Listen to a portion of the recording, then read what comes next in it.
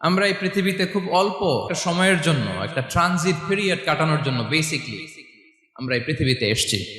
আমরা কি চিরকাল এই পৃথিবীতে থাকবো বলেন তো?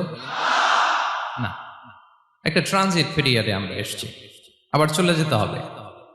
এই যে আমাদের জীবন, এই জীবনের জন্য বিপদ, আপদ, পরীক্ষা, স্ট্রাগল এটা অনিবার্য, এটা হবে।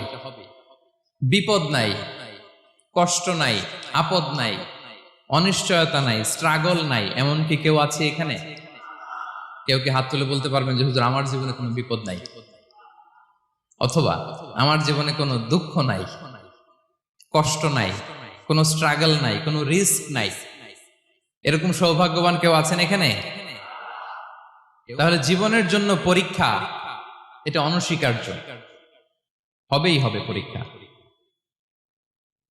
পৃথিবীর জীবনটাই এমন, এভাবেই এই লাইফকে ডিজাইন করা হয়েছে।